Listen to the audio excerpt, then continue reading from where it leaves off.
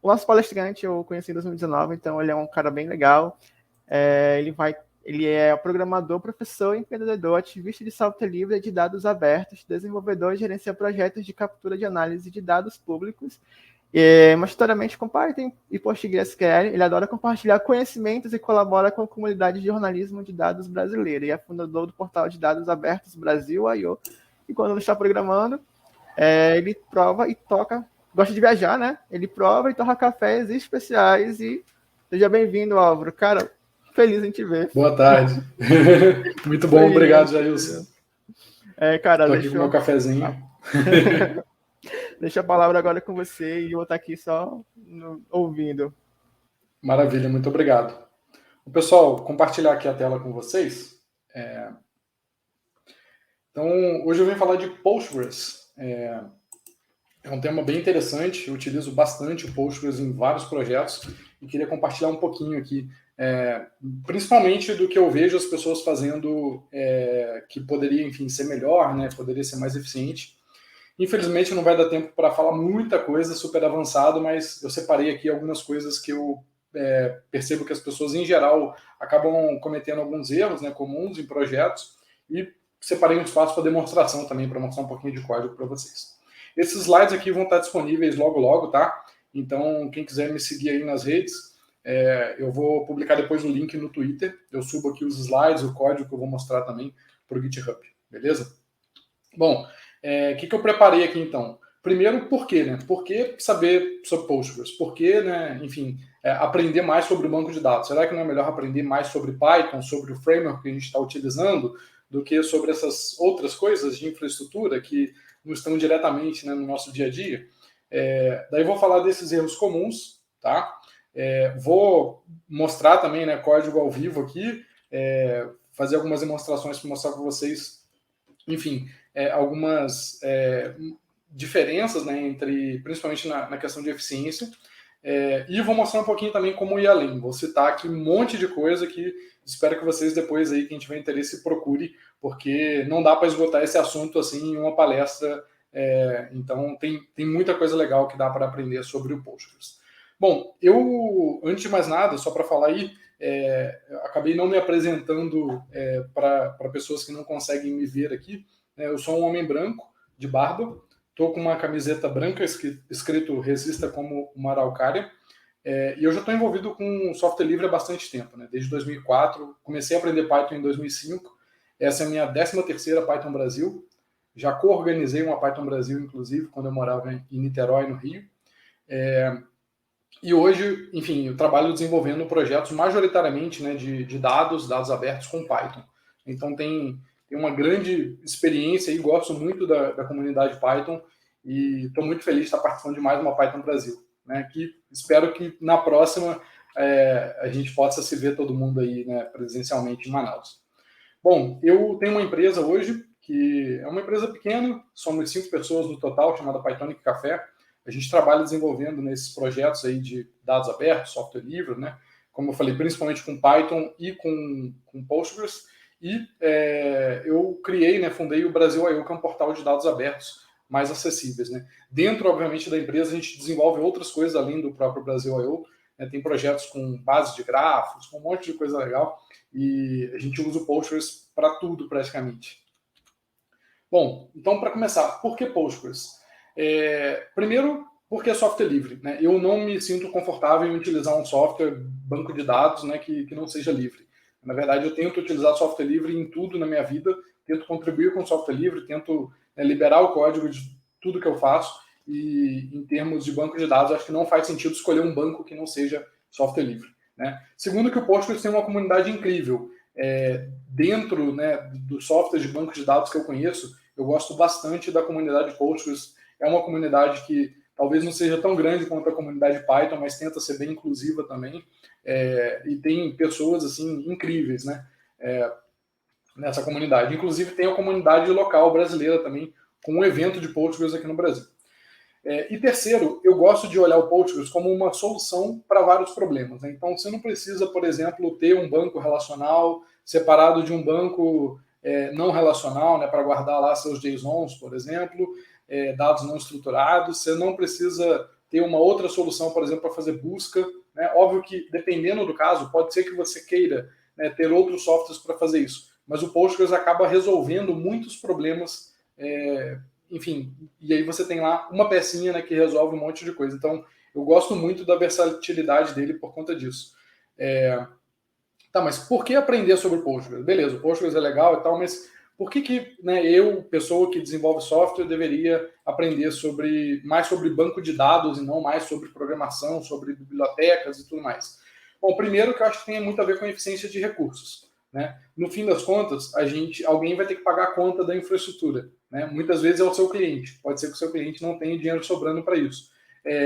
Mas tem uma outra questão também com relação à eficiência, que não é só com relação ao dinheiro, mas que é com relação ao tempo. Né? Nem sempre fazer as coisas da maneira menos eficiente é aceitável. Em muitos casos, né, de sistemas que têm muitos acessos ou quantidades gigantes de dados, a gente vai ter dificuldade, né, em escalar e conseguir, né, fazer com que a aplicação seja robusta se a gente não consegue utilizar bem, né, todos os recursos que a gente tem.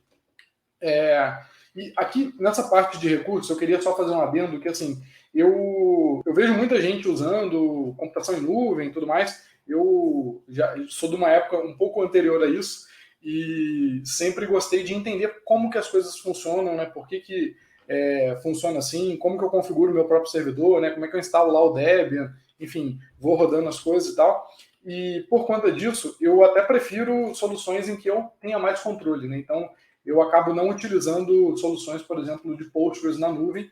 Eu acabo mantendo na nossa empresa aqui os servidores e isso também gera uma eficiência, né? Então, quem tem interesse até em saber mais sobre eficiência de custo mesmo, sugiro dar uma olhada na parte mais do it yourself. Se você rodar a sua própria infra, óbvio que você tem impactos, né, com relação a isso, tem que ter uma pessoa disponível para fazer isso, backup, um monte de coisa, né? Você acaba não terceirizando isso, mas com certeza você pode economizar muita grana, principalmente se você utilizar servidores dedicados, tá?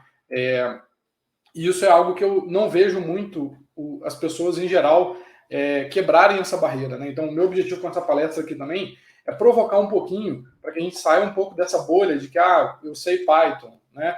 E por que não saber mais de infra? Por que não fazer uma coisa de maneira talvez um pouco diferente do que as pessoas estão acostumadas a fazer, mas que pode te trazer um benefício, seja agilidade, seja eficiência, né, como um todo, e por aí vai. A gente tem vários casos, né, de empresas que no começo terceirizam tudo e depois veem que estão gastando muito dinheiro com a terceirização e começam a verticalizar tudo, né? Começam a colocar tudo para dentro da empresa para conseguir fazer o processo mais eficiente. E olhar para o banco de dados como parte do seu trabalho também, na minha visão, tem a ver com isso.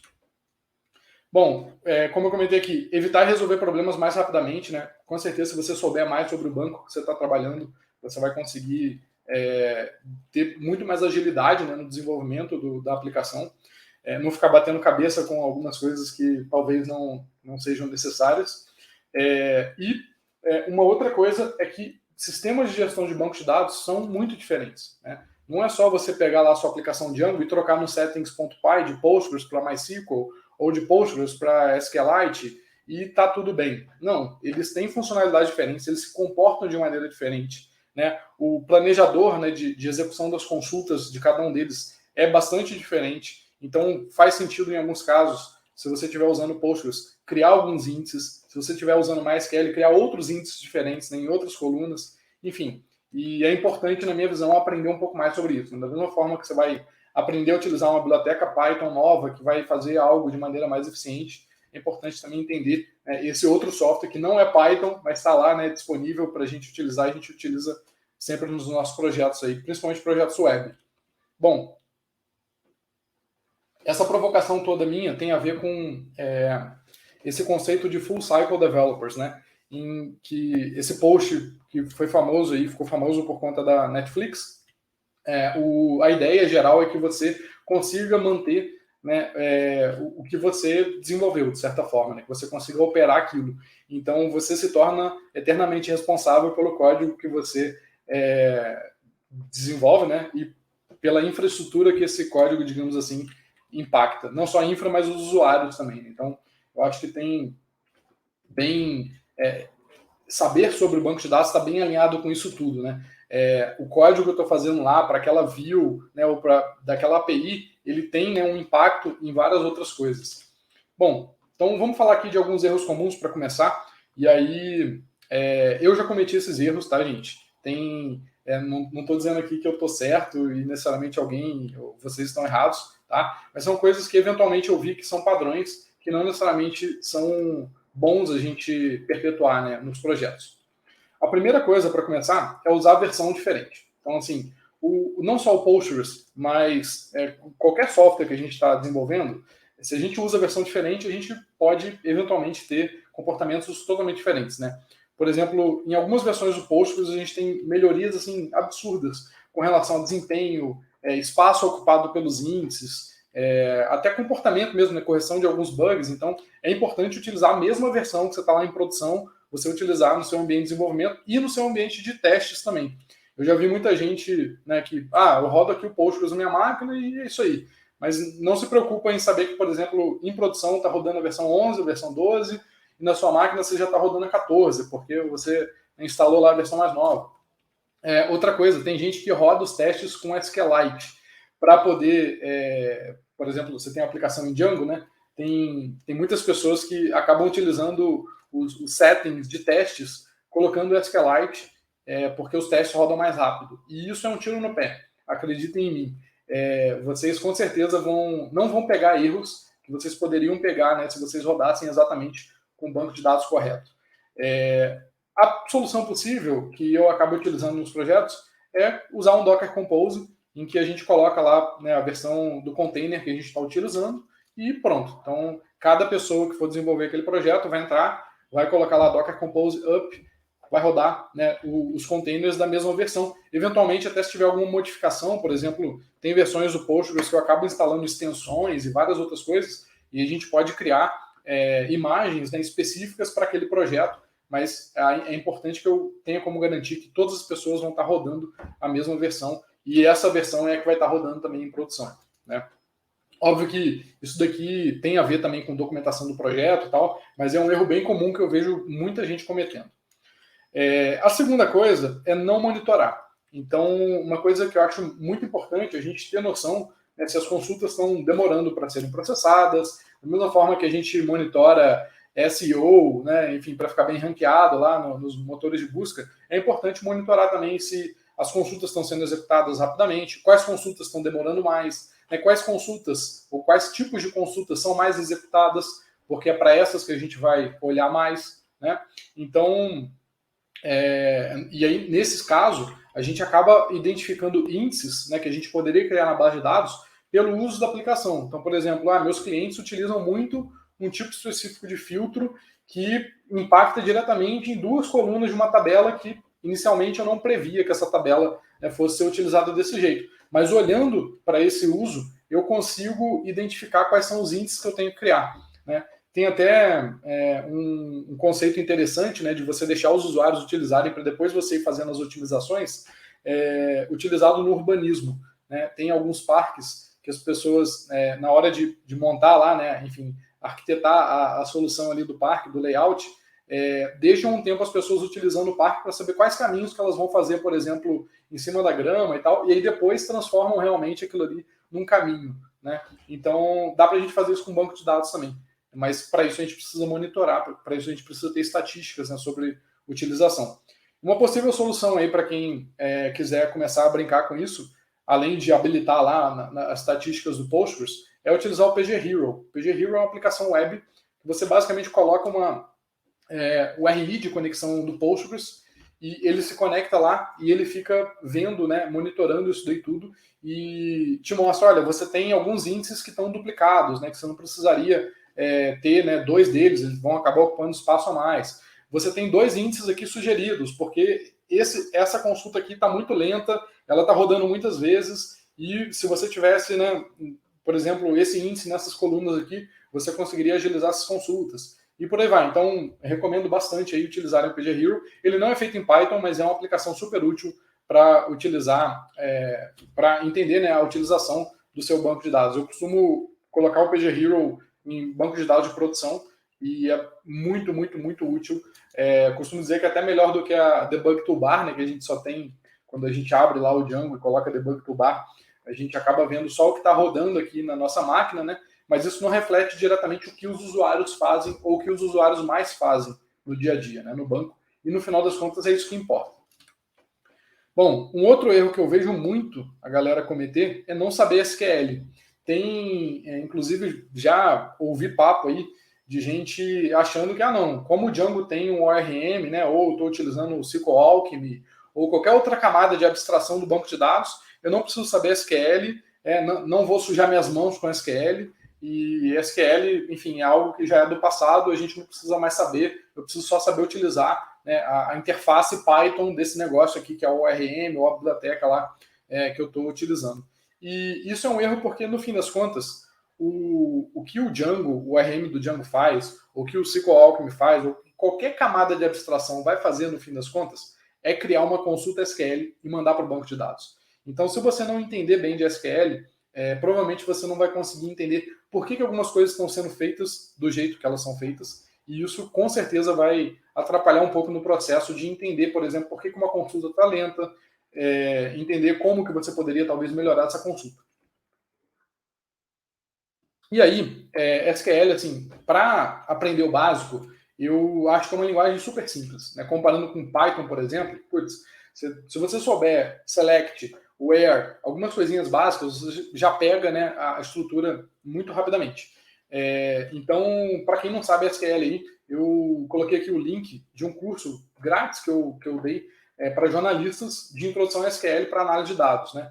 É um curso que tem 5 aulas super rápidas, então acho que vale a pena dar uma olhada. A gente vê desde filtros, ordenação, agrupamento, join, coisas que são assim relativamente simples, introdutórias para SQL e que a gente acaba fazendo sem querer, digamos assim, quando a gente está desenvolvendo uma aplicação web, né, ou sem saber muitas vezes, mas que é importante entender, né, o que cada coisa ele faz. E no fundo, né, qual que é o nosso objetivo aqui? Se a gente quer, por exemplo, melhorar a execução de uma consulta, a gente tem que entender o que essa consulta está fazendo e entender como que o banco de dados vai executar essa consulta, né? E aí depois eu tenho uma dica sobre essa questão aí, né? Que está justamente aqui, ó. Então, se por exemplo eu tenho um modelo no Django, eu estou dando um exemplo aqui do Django porque boa parte das pessoas utiliza Django, tá, gente? Mas enfim, isso vale para outros frameworks e outros ORMs por aí, tá? Então, por exemplo, aqui, eu tenho uma consulta que eu estou fazendo aqui, modelo.objects.filter.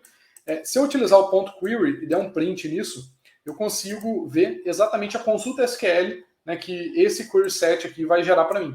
E só com isso já dá para eu fazer muita coisa, né? Já dá para eu entender como que o Django está montando aquela consulta. Pode ser que o Django às vezes monte a consulta da maneira não ideal, né? Em alguns casos isso acontece e a gente precisa mudar a forma como a gente constrói essa consulta ali no Python. Tá? E depois que a gente tem essa consulta, a gente pode rodar um comando SQL que é o explain. O explain, para mim, é um dos melhores comandos SQL, porque ele olha para aquela consulta e o banco de dados vai te falar, olha, eu estou planejando executar essa consulta desse jeito. Primeiro, por exemplo, eu vou passar por toda a tabela, vou escanear toda a tabela, vou passar cada registro da tabela. E aí, nesse scan, eu vou, por exemplo, verificar se a coluna tal tem um valor tal, né? Ou então ele pode falar, não, para fazer esse filtro aqui, eu vou direto no índice, porque já existe um índice para essa coluna e isso vai ter um custo menor do que, por exemplo, passar por todos os registros da tabela. Tá? Então, o explain é um comando muito legal, eu vou mostrar para vocês aqui como utilizar ou como, em geral, eu utilizo. Tá? Então, vamos para a mão na massa. Para começar, eu criei um projeto aqui chamado PyBR21. Tá? Então, criei um ambiente virtual aqui usando a versão 3.9 do Python. Ativei ele e instalei algumas coisinhas aqui. Django, PsychoPG2, Rows e TQDM. Tá? Daí eu rodei o Django Admin Start Project, tá? E iniciei o projeto. Beleza, então já tenho um projeto rodando aqui na minha máquina. Depois eu criei um banco de dados, Postgres, obviamente, e configurei lá no project settings.py esse banco de dados. Tá? Maravilha. Próximo passo. Rodei o Migrate, para ele poder gerar, enfim, as migrações iniciais ali do Django. Né? Depois, criei um app chamado Datasets, que é o app em que eu vou colocar um modelo ali para a gente fazer os nossos exemplos. Adicionei esse app Datasets lá no Installed Apps, né? E vamos lá, criei um model. Então, deixa eu mostrar para vocês, ficou meio ruim, acabou ficando sem o highlight aqui. Deixa eu mostrar para vocês aqui esse model que eu criei. Então, datasets/models. Então, eu criei aqui um model, até tem a ver com um dataset que eu estou trabalhando agora no Brasil.io, que é de processos. A gente tem processos, processos de alguns órgãos de fiscalização. E lá nesse processo a gente tem uma data de início do processo, né? E eventualmente tem uma data do final do processo. Né? Muitas vezes a gente quer saber a duração do processo para algumas análises, né? Então, nesse caso, no dataset original a gente não tem uma coluna para a duração do processo. Mas eu criei aqui uma property em que eu consigo colocar no meu processo ponto duração e ele calcula para mim, né, a duração desse processo. Putz, mas e se eu quiser fazer alguma análise e filtrar pela duração do processo? Né? Eu quero filtrar no banco de dados já diretamente, né, os processos, por exemplo, que têm mais de 3 meses de duração, né, enfim, ou que tiveram mais de 3 meses de duração e tal. Para isso, eu vou, enfim, ter que fazer uma continha. Né? Então, na consulta que vai para o banco, eu vou ter que pegar o valor de uma coluna, diminuir do valor da outra, né? E aí sim ver se aquele valor resultante tem um determinado valor, né? Maior, menor que alguma coisa que eu queira. Tá? Vamos lá. Deixa eu voltar aqui para os slides. Então, beleza. Criei lá os models, né? E depois que eu fiz isso, vamos agora olhar para aquela consulta que eu falei, né? Então, eu vou abrir o shell do Django aqui, tá? Vou importar aqui o meu model e aí eu vou tentar fazer essa consulta aqui, né? Em que eu vou calcular a minha duração. Vamos lá, então? Deixa eu rodar aqui. Python, manage.py, shell. Se alguém estiver tendo algum problema aí, gente, com relação a tamanho de fonte, eu tô com o... Deixa eu ver aqui, eu tô com o Discord aqui aberto, tá difícil de acompanhar tudo aqui, mas vamos lá. Então, primeira coisa que eu vou fazer, acabei não colocando tudo aqui, mas vamos procurar então. Vamos importar então. From datasets.models, import processo. Faltou colocar aqui para eu importar essa funçãozinha F aqui, que vem lá do Django DB Models. From Django DB Models, import F. Beleza. E aí agora eu quero justamente, né, fazer um filtro nessa duração. Né? Então, eu crio aqui, eu faço um annotate, né? Eu crio essa, digamos, coluna virtual chamada duração calc, né? Que é a duração que eu calculei, e ela vai ser a coluna, né, data fim, menos a coluna data início. Tá? Esse aqui eu vou copiar aqui. Opa! E vou colar aqui. Eita! Acabei copiando errado. Dei um Ctrl Shift aqui. Pronto. Então eu tenho lá, eu vou pegar os objects do meu processo, vou anotar essa duração calc, e daí aqui eu posso filtrar, né? Duração calc maior ou igual, por exemplo, e aqui eu posso até passar algum valor. Né? Então, antes de fazer isso aqui, vamos fazer o seguinte, eu vou importar aqui o datetime, eu poderia passar aqui um intervalo, né? Datetime.time delta days igual a 90, tá? Então, nesse caso, eu estou filtrando, né, todos os processos em que a duração é maior ou igual que 90. Tá? Se eu der um print nisso daqui, no .query, eu tenho aqui a minha consulta SQL. Olha só que maravilha. Tá? Ela não está muito bonita, muito bem formatada aqui, mas basicamente ele está selecionando todas as colunas. Né? Isso aqui, inclusive, é uma coisa que nem sempre a gente vai querer fazer. Né? Às vezes você não quer pegar todas as colunas, você quer pegar só algumas, então você pode usar o ponto .values do Django para não selecionar tudo. Né? Nem sempre o back-end, né, o Django, precisa trazer todos os dados do banco, às vezes você vai usar só algumas colunas. Uma das coisas que ele está selecionando aqui, olha só, é justamente a diferença entre as datas. Eu não vou entrar em detalhes aqui, né? Mas o que importa para a gente é esse where. Nesse where aqui que ele faz o filtro, certo? E aí, eu posso agora, então, copiar essa consulta aqui e abrir o meu DB Shell. Para quem não sabe, né, o que o DB Shell faz, basicamente ele conecta direto no banco de dados. Então, eu estou aqui já nesse meu banco PyBR21 e agora eu posso rodar um explain e a minha consulta. A única diferença aqui é que, por algum motivo que eu não sei, o Django não coloca aspas aqui nos valores. Né? Então, coloquei aspas aqui nesse 90 dias, né, que é o intervalo que eu estou pegando. E aí, olha só que legal. Deixa eu diminuir um pouquinho a tela para a gente poder ver melhor aqui o que ele está fazendo, né? Ele tem aqui a primeira etapa, que é esse bitmap heap scan, né? Nessa tabela, datasets processo, e ele tem aqui um custo. Cada etapa tem um custo, tá? Então esse aqui seria o custo mínimo que ele calculou, e esse aqui o custo máximo. E esse aqui provavelmente o número de registros envolvidos aí nessa consulta, tá? Então aqui ele tem já dentro, né, de cada etapa ele vai tendo subetapas, e a gente tem aqui, né, que ele vai fazer um scan no índice. Eu já criei um índice, tá? Posso até mostrar aqui para vocês melhor o índice. E ele vai direto nesse índice. Então eu criei, olha só que legal, eu criei um índice aqui que ele tem justamente o resultado dessa conta. Essa daqui eu acho que é uma primeira lição aí que pode ser bem útil para vocês. Você não precisa criar um índice só com o valor da própria coluna. Você pode criar um índice com um valor calculado, né, que dependa de uma ou mais colunas. E você pode, inclusive, criar índices também que tenham várias colunas, né, compostas no mesmo índice, como se fosse uma tupla. Tá? E para que você faria isso? Para justamente o Postgres não ter que recalcular esse valor, né, fazer essa conta de novo na hora que ele faz a consulta. Então, dando um passo para trás, né, quando eu inserir um registro nessa tabela, como existe esse índice, o que o Postgres vai fazer? Ele vai calcular a data fim menos data início daquele registro que eu acabei de inserir e vai guardar isso no índice. Depois, no futuro, quando eu fizer uma busca que, por acaso, utilizar essa mesma expressão, data fim menos data início, ele vai bater direto no índice, já vai pegar o valor calculado, comparar com o valor que eu quero, e com isso ele já vai saber quais os registros que dão match nessa minha consulta. Então ele não vai precisar fazer, né, um scan na tabela inteira para verificar quais são os registros que batem com aquilo ali. Né? Além de, se não tivesse esse índice, além dele ter que escanear todos os registros da tabela, ele teria também que calcular no tempo de execução da consulta quais são, qual é o resultado dessa expressão, né, data fim menos data início. Tá?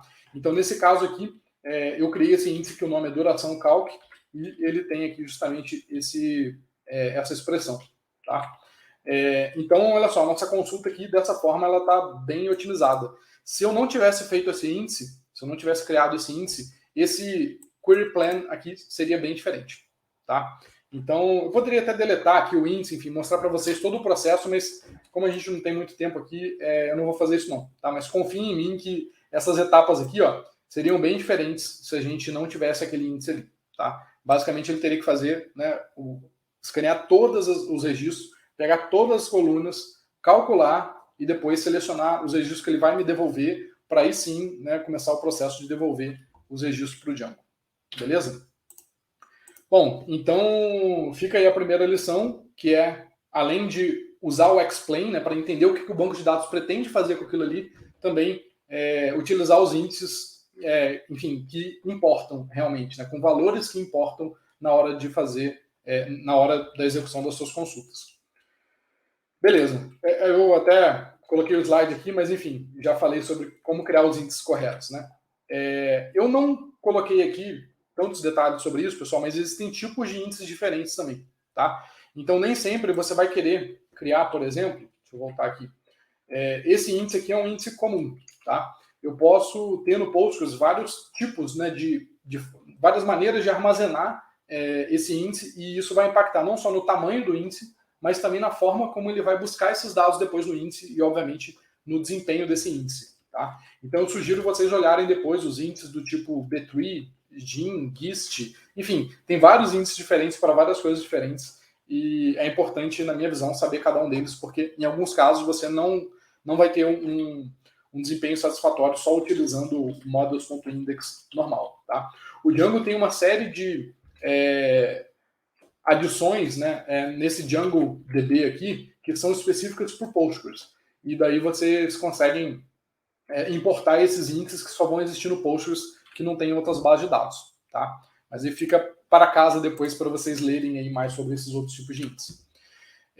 Uma outra possível solução para esse caso seria eu criar uma coluna extra, né, e lá no processo.save preencher, né, essa coluna com a duração, certo?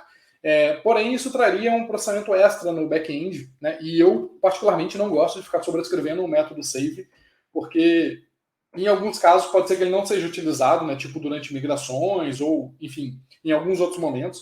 Eu prefiro, então, não correr o risco de talvez essa coluna está desatualizada, e evitar também todo esse processamento no back-end, né? Se dá para eu fazer isso no banco de dados, por exemplo, com um índice de maneira automática, não tem por que eu colocar isso no código do back-end, né? Uma outra forma também seria eu criar a coluna e preencher automaticamente com Generated Columns. O Postgres tem essa funcionalidade. Eu posso falar, olha só, eu quero que você crie essa coluna de duração, mas você é que vai preenchê-la para mim. E você vai preencher com essa expressão aqui, data fim menos data início. Então, toda vez que eu inserir um registro, mudar um registro, o próprio Postgres vai recalcular o valor dessa coluna e colocar lá. Qual que é a diferença disso para o índice? É que eu tenho acesso a essa coluna como uma coluna normal do meu banco de dados. Eu só não preciso escrever dados nela. O próprio Postgres vai escrever. E isso é bastante eficiente porque isso acontece dentro do Postgres, né? É super otimizado para isso. Eu costumo dizer, né, que os softwares de banco de dados estão aí evoluindo. A galera está escovando bit há década, né? Fazendo algoritmo, melhorando algoritmo. E então a gente não precisa se preocupar em resolver, tentar resolver isso na aplicação, né? Se o banco consegue resolver, eu acho melhor delegar para o banco. Tem uma galera que costuma ir contra isso, falando que não, temos que tirar tudo do banco, tudo que é regra de negócio, não sei o quê, coloca na aplicação, não é legal colocar no banco. Mas, assim, em termos de eficiência, na minha visão, saber usar o banco bem é importante e dá para a gente criar delegar, né, algumas dessas tarefas para o banco sem que isso fique opaco, né? Dá para a gente delegar de maneira que isso esteja no código da nossa aplicação também, como que a gente está delegando isso. Por exemplo, o caso desses índices, né? Então, assim, Generated Columns não dá para a gente utilizar porque não é suportado no Django, ainda não é suportado e parece que não vai ser tão cedo assim. Então, não é uma opção no momento, tá? Uma outra forma seria criar uma coluna e preencher automaticamente com triggers. Para quem não conhece aí, trigger é um mecanismo dos bancos de dados em que a gente pode falar, olha, toda vez que você inserir ou atualizar um registro, faça isso daqui. E aí, isso daqui é um código de uma função que você coloca lá no banco de dados e essa função pode, por exemplo, preencher uma coluna, fazer uma conta, verificar alguma coisa e tudo mais, né? Para isso, eu acho que você acaba adicionando um pouco mais de complexidade no seu código, né? Você precisa, por exemplo, criar uma migração para poder criar esse trigger. O código do trigger não fica explícito diretamente no seu modelo, então é algo que existe ali, mas você meio que não sabe exatamente que ele existe, porque está lá escondido na migração, né? E aí você precisa documentar melhor o código para isso, né? E o Django não tem suporte bom a triggers por padrão, mas tem essa biblioteca Django PG Trigger que ajuda um pouco, né?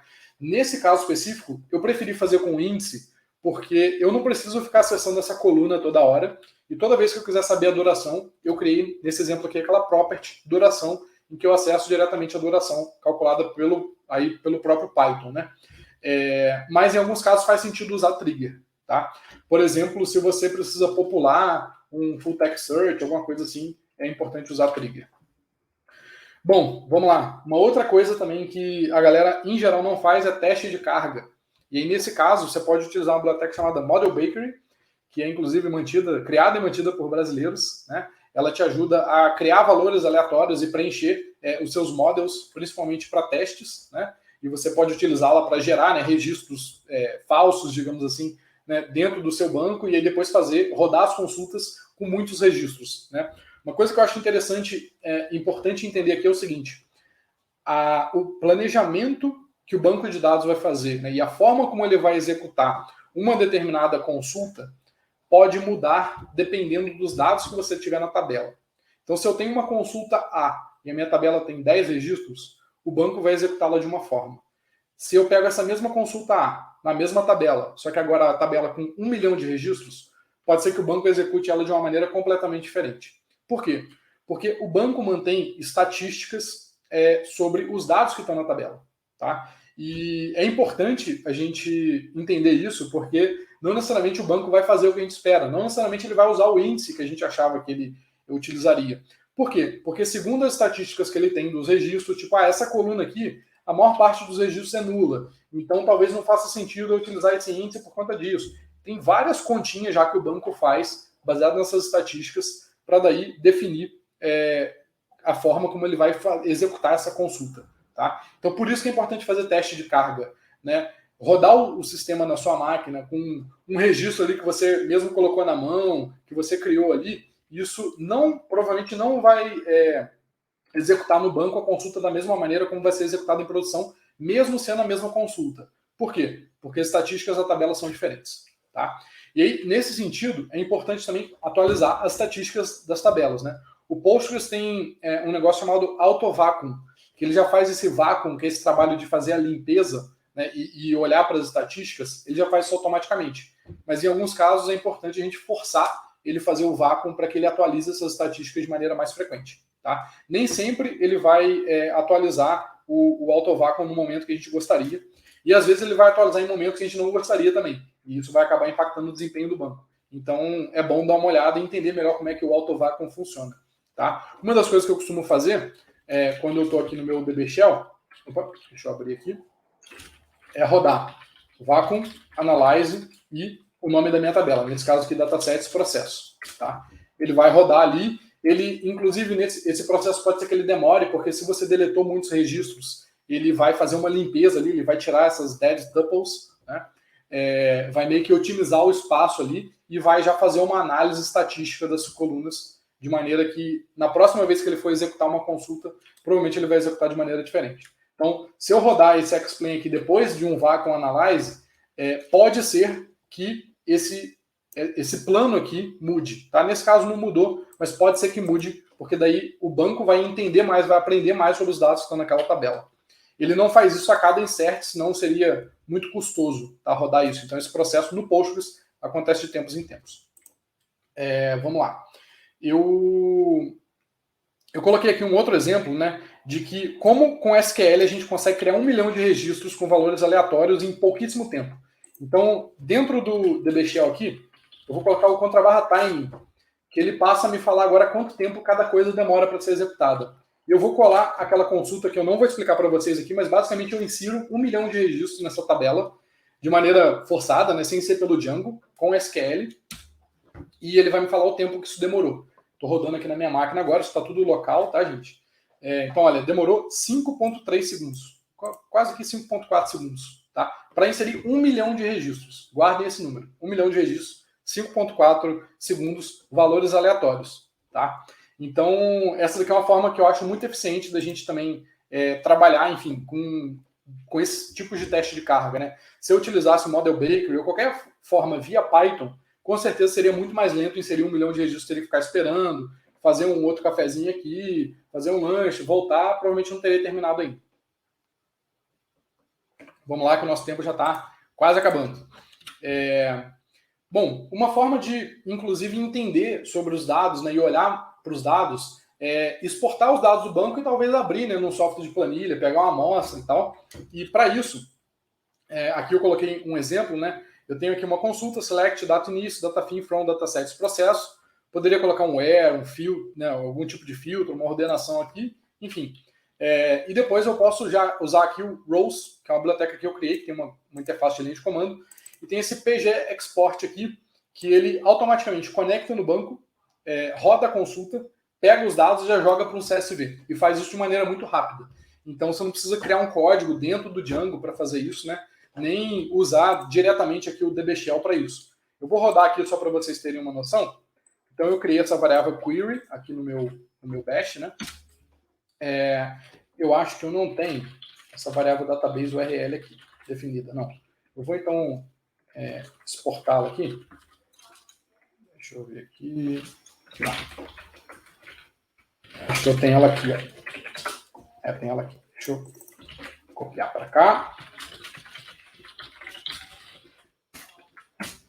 Beleza. Então eu tenho a minha database URL, tenho a minha consulta e eu vou rodar aqui agora o PG Export. Eu vou colocar aqui data, traço e o .csv. Eita, deu um erro aqui. Deixa eu só ver se eu coloquei alguma coisa aqui errada.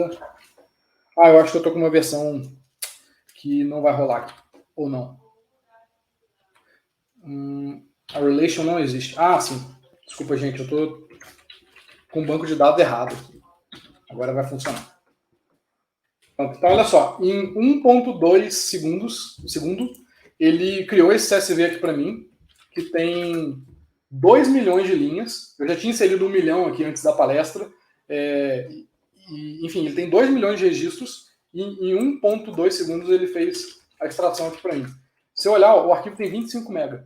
Tá? Uma coisa legal da Rose, nesse caso, é que eu posso trabalhar com arquivo compactado também. Eu posso colocar um .gz aqui, que ele vai já compactar o arquivo para mim. Isso é um warning que eu preciso tirar lá na biblioteca, mas enfim, ele já vai pegar esses dados, né, rodar a consulta no banco, pegar os dados, demora um pouquinho mais, obviamente, né, porque ele vai compactando e ele já vai salvar o arquivo compactado. Então, nesse caso, demorou 12 segundos, mas eu já tenho aqui o arquivo compactado e isso muda a vida, né? Eu consigo tanto exportar quanto importar dados já compactados e ela vai fazendo essa descompactação ou compactação em tempo de execução aí. Bom, para importar dados, eu criei aqui um exemplo que para já ir finalizando agora a palestra para vocês, que é o seguinte: eu criei um management command do Django que importa dados e que depois deleta todos os dados da tabela. Então eu vou mostrar aqui para vocês e aí eu vou mostrar tipo qual é a maneira, na minha visão, mais correta e eficiente de fazer essa importação. Então vamos lá, eu vou abrir aqui o meu app. Falaram aqui que eu só tenho mais 5 minutos, beleza? Vamos correr aqui. Então, eu tenho aqui o meu app, datasets, management commands, delete. Tá? Então, nesse comando aqui eu deleto todos os processos. Enfim, eu fiz assim só para facilitar, né? E eu posso rodar python manage.py, delete processo. E no comando de import, ele demora um pouquinho e tal. O Django não tem um truncate, né? E no comando de import, estão quase me expulsando aqui. Já estou terminando, gente. Só mais, me dá mais 2 minutinhos. No comando de import aqui, ó, eu estou criando os objetos, né? Essa não é a melhor forma de fazer isso, tá? Aí vocês poderiam dizer, vamos então usar o book create do Django. Também não é a melhor solução. É muito mais rápido usar o book create, né, do que o create normal, tá? Mas, assim, isso vai melhorar, sei lá, 10 vezes, né? Mas tem como você deixar 200 vezes mais rápido se você importar direto no Postgres. E aí eu coloquei aqui o Rose PG Import, só para vocês terem uma noção. Na primeira solução sem o bulk do Django, você vai ter aí 200 registros por segundo inseridos, mais ou menos, para o meu teste aqui, né? Com o bulk, você vai ter tipo 1000 por segundo. E com essa outra solução aqui, você vai ter algumas dezenas, centenas de milhares por segundo, dependendo do caso. Tá? No Brasil I/O a gente faz outras coisas, né? Além desse processo aí. Eu coloquei aqui depois, quem quiser dar uma olhada lá, a gente usa bastante várias dessas funcionalidades do Postgres aí para ter muito mais rapidamente, né, os dados. Eu coloquei aqui, depois eu vou disponibilizar os slides, então quem quiser ver os triggers que a gente cria, os índices e tudo mais, tá tudo aqui, né? Para finalizar também, quem quiser saber mais, o Django tem várias coisas específicas para o Postgres, tá? E para quem quiser usar a Async aí, sugiro usar o Async PG, que é muito mais rápido do que todos os outros, tá? O Django não suporta ainda o ORM assíncrono, mas o SQL suporta, então quem está usando o Fast API aí já pode usar isso também.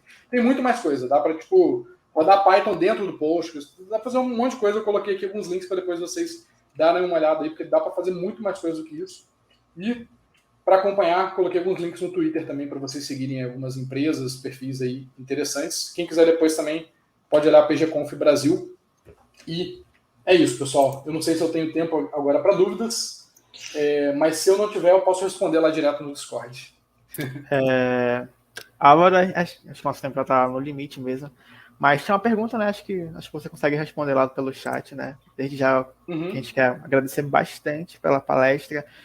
Eu estava bem animado mesmo pela palestra, animado. Faz tempo que eu falo com você. Mas é isso, cara. Muito obrigado. Maravilha. Muito obrigado mesmo. Obrigado, pessoal. Desculpa pela correria. Eu tentei colocar um monte de coisa. Mas é isso. Boa Python Brasil para vocês. E até ano que vem, né? Ano que vem a gente está aqui. E é isso, gente. Muito obrigado. Acho que daqui a pouco